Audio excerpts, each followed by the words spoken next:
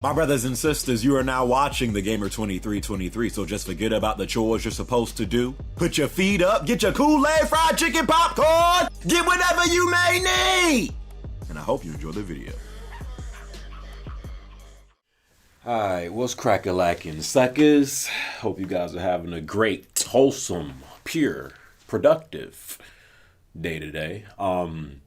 This came out, it says February 24th. As I'm recording this junk, it's February 27th. But by the time I upload it, yeah, it might be February 28th. The hell, 9th. Because there is a February 29th this year, just in case you didn't know. So yeah, Microsoft.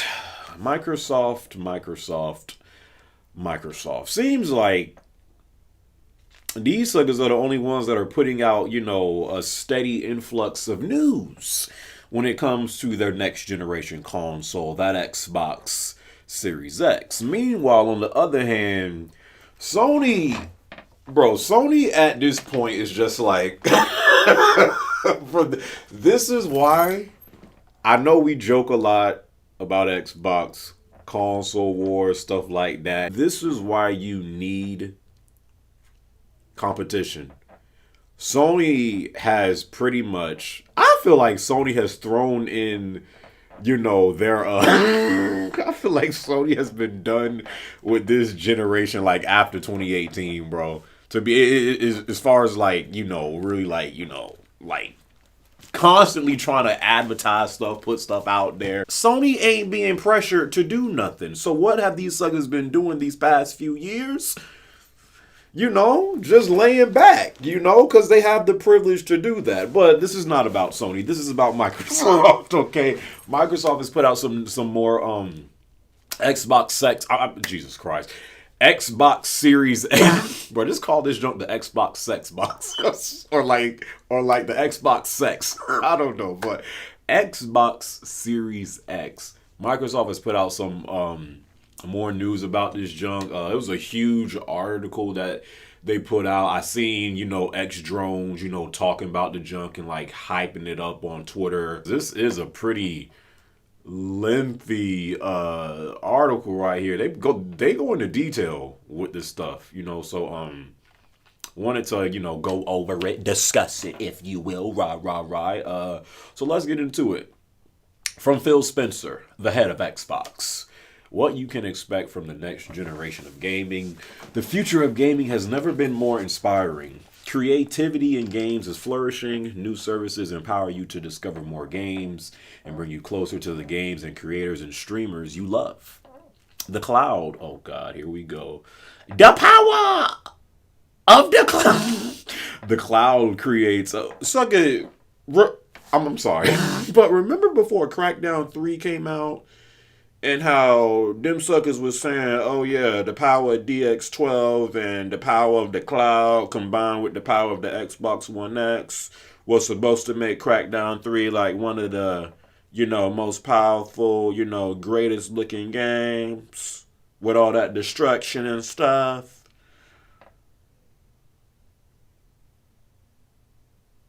What happened to all that? But the cloud creates a massive opportunity to stream console quality games and play with people you want wherever you want. And for many of us, nothing is more inspiring than the dawn of a new console generation. We know you expect the next generation of consoles to set a new standards in graphical power and processing speed, converging together in games that look incredible and feel alive. This will be defined by the worlds that are visually astounding and immediately immersive, with innovative leaps in CPU, GPU, and storage technology to give you frictionless access to new stories and new creators constantly. We've been using the Xbox Series X in our internal take-home program and are energized by the feedback we've been receiving. At Xbox, we value being open and transparent with you, and I'm proud to be able to share details about some of the technologies we are enabling. We are enabling, I'm reading a little bit too fast, for the next generation, and look forward to boldly sharing more as we head towards E3. E3 might be a ghost town this year, dog. Just saying. Especially with the Corona. Who knows? But so yeah, the new Xbox One Series X. It says this junk has 12 teraflops. Variable rate shading, whatever the hell that means. I'm not gonna pretend like I'm like this tech savvy dude. There might be some stuff that they talk about. I'm just like, sounds powerful, but I have no idea what that means. What do you have? I'm not reading all this freaking junk. Next generation custom processor, the Xbox Series X is our most powerful. Here we go. That's why I feel like the whole marketing scheme behind the Xbox One X was the most powerful console ever, and now Xbox Series X is our most powerful console ever. Powered by our custom design processor, leveraging AMD's latest Zen 2 and RDNA 2 architectures, delivering 4 times the processing power of an Xbox One, and enabling developers to leverage 12 teraflops of GPU performance, twice that of an Xbox One X, and more than 8 times the original Xbox One.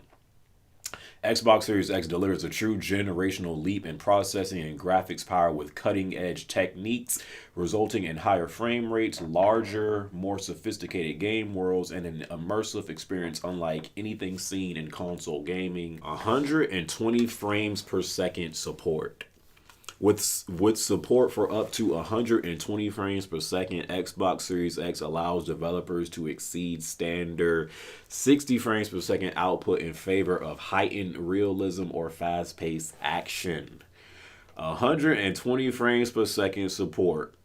I feel like that's one of let's be real. I feel like, I mean, we went into this generation with the standard of, okay, like we're gonna like be playing games at 1080p 60 frames per second. That was like the standard, right? How often did we actually get that? Not too much. If we did get 60 frames per second, like it was, it was a lower resolution. And if we got 4K, we definitely ain't getting no freaking 60 frames per second. So, that was a thing that, a lot of people, especially just with, playing on PC today, PC is starting to become more of a popular thing in gaming. A lot more people are just starting to get into PC and stuff like that. And yeah, if these consoles are going to compete with PC, you have to have you have to have this. So 120 frames per second support. That's great. The next generation of game compatibility. 4 generations of gaming. Our commitment to compatibility means existing Xbox One games, including backwards compatible Xbox 360 and original Xbox games, look and play better than ever before. Your favorite games, including titles in Xbox Game Pass, benefit from the steadier frame rates, faster load times, and improved resolution and visual fidelity, all with no developer work required. So this junk is going to be fully backwards compatible. I don't know about fully, but it will be playing, all, from the original Xbox, the real Xbox One to 360 to Xbox One, stuff like that. What is smart delivery? This technology empowers you to buy a game once and know that whether you are playing it on Xbox One or Xbox Series X, you are getting the right version of that game on whatever Xbox you're playing on. We're making the commitment to use smart delivery on all our exclusive Xbox. I forgot that was a word over at Xbox Game Studios. On all our exclusive Xbox Game Studios titles, including Halo Infinite, ensuring you they said including Halo Infinite, and that's it. Ensuring you only have to that was my chair. I did not fart. Ensuring you only have to purchase a title once in order to play the best available version for whichever Xbox console they choose to play on. This technology is available for our developers and they. Oh, so it's like, if you buy, I was like, what? I'm guessing it's like if you buy, for instance, Halo Infinite, which is, I'm guessing, is still supposed to be a launch title on that Xbox Series X. I don't know, but hope it's good. But I'm guessing if you buy, Halo Infinite one time, this technology available for all development. They can choose to use it for titles that will be available. Yeah, so yeah, if you buy it on Xbox One, if you buy it one time, you won't have to buy it again. So if you buy a Halo Infinite on Xbox One, you'll also be able to play it on Xbox Series X. Yeah, that's what they're saying. Whether it's empowering amazing creators at our 15 Xbox game studios, I hope we see some of these new studios that they purchased. Was that 2017 or 2018 where like they actually like was showing some of the new studios that they purchased? Probably one of the biggest ones being freaking who was that? The suckers that do Hellblade.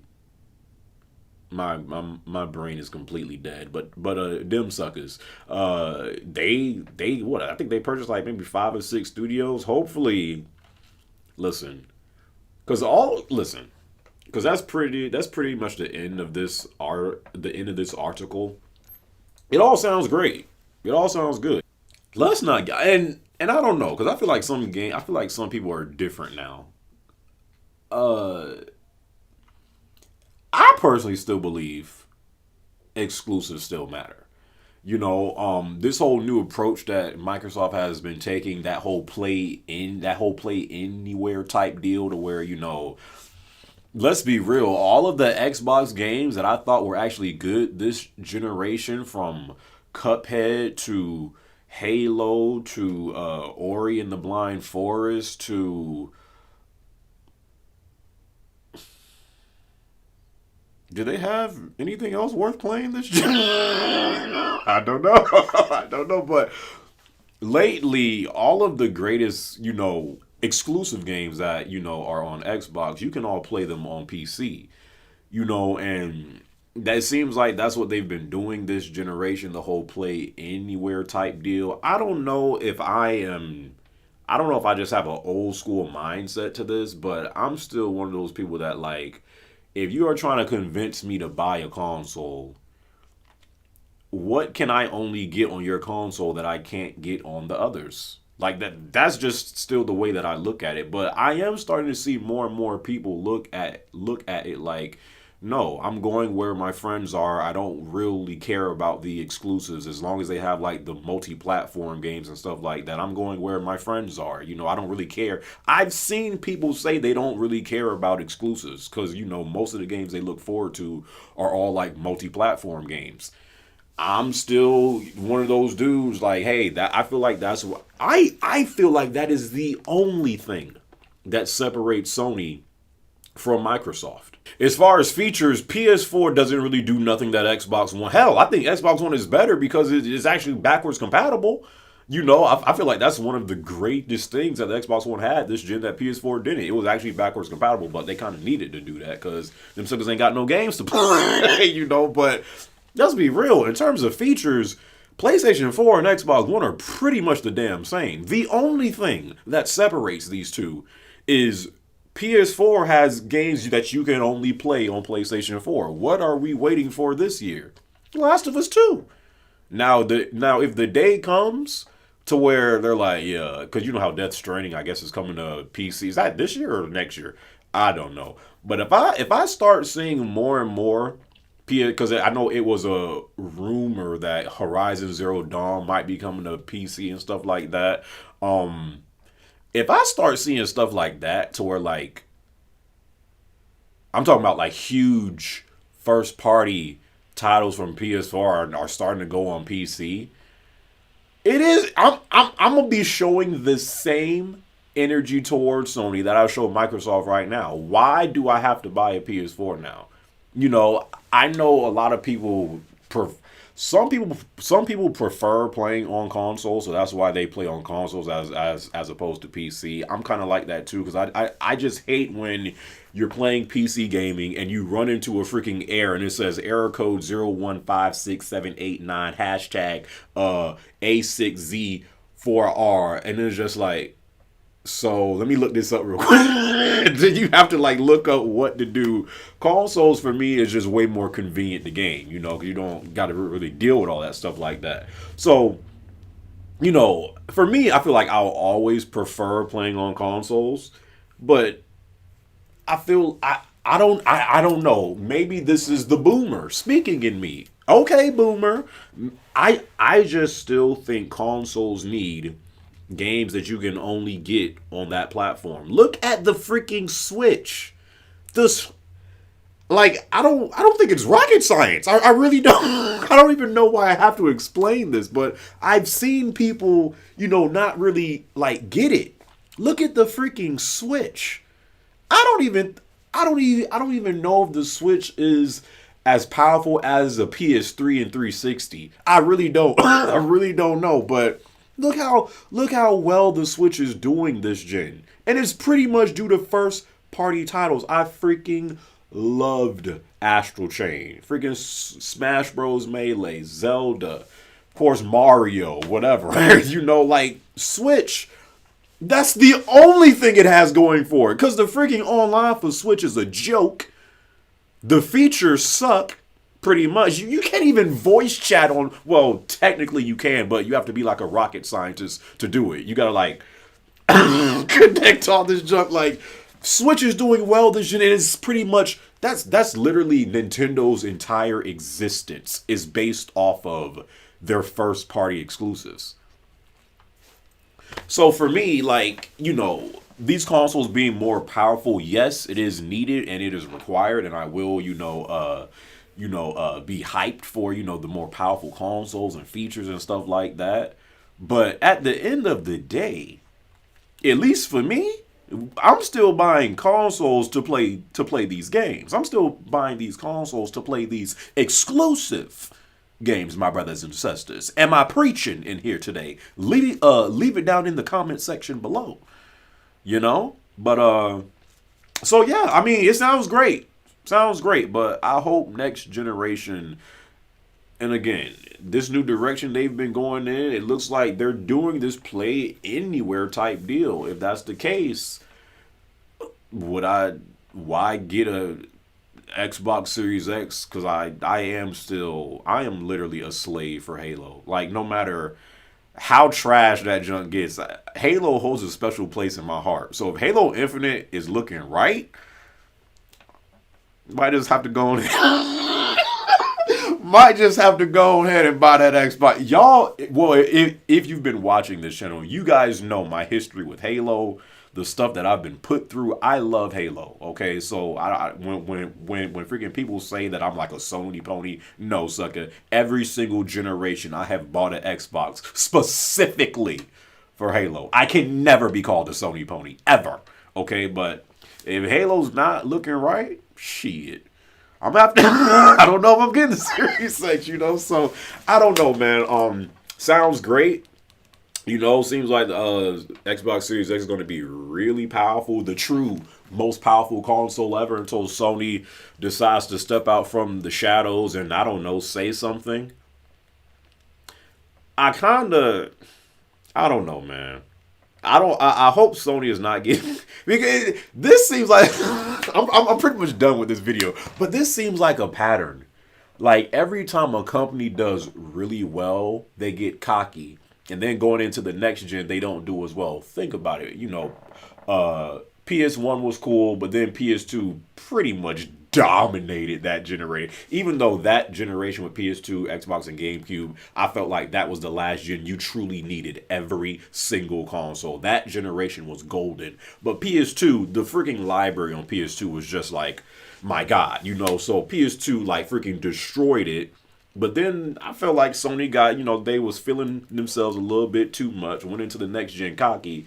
PS3 didn't really have a great launch, and it wasn't just because of the price. PS3 ain't have no games to play. It was a $600 Blu-ray player for at least 2 years, maybe more, and then, yeah, they kind of came back towards the end, but Xbox 360 was looked at as like the console to have last gen. I think PS3 sold more worldwide, but Xbox 360 was definitely more popular in the households, so, and freaking Microsoft knew that, so they got cocky, went into the generation we're in now, kind of feeling themselves a little bit too much, and say, yeah, we're going to put all these restrictions on a Xbox One. Sony was like, oh, word? Watch this. Destroyed them. Now, PS4 has pretty much killed this generation. Where has Sony been these past 2-3 years? Doing trash behind state of play showcases? Don't nobody care about that. At least I don't. I don't know. It's just me. I really don't care. Sucker's last state of play showed last was to release date and all, and then like a week later the freaking junk is delayed. What was the purpose of having state of play? They have done no PSX in the past, what, like 3 years, 2, 3 years? Ain't been at, now they're not doing E3 this year. What has Sony been doing, dog? Resting because they can. Cocky bastards. So that's why I know we make a lot of jokes about these console wars and stuff like that. NPDs, we got you know, but at the end of the day, competition is always best, bro. Always. You need competition in almost every field out there because when there is none, suckers get kind of lazy. They get kind of just like, hey, I'm gonna just sit back because y'all suckers ain't got nothing else to do no ways. What's up? What you gonna do? You know, and I kind of feel like that's how Sony's been. You know, but Last was 2 and that jump drop will be pretty interesting. But yeah, so what do you guys think about, you know, all the, you know, stuff that they talked about with that Xbox Series? Like, leave it down in the comment section below, man. How do you guys, you know, feel about, you know, just with, you know, where we're going with consoles and power and stuff like that? Do you still think exclusives matter, or they really don't matter as much these days? Because, you know, a lot of these multi-platform games and the whole play everywhere type deal and the streaming and stuff like that and the cross play, like, I don't know. Are you still like a old school type, you know, dude or gal like me, to where like you still look at what games you can only play on that console, or that doesn't really play that huge of a factor for you? It's more about, you know, where your friends go, or, you know, just, you know, where you're used to playing. I don't know. Hope you guys enjoyed this video. Hope you guys are having a great day today, and I'll catch up boys later, alright?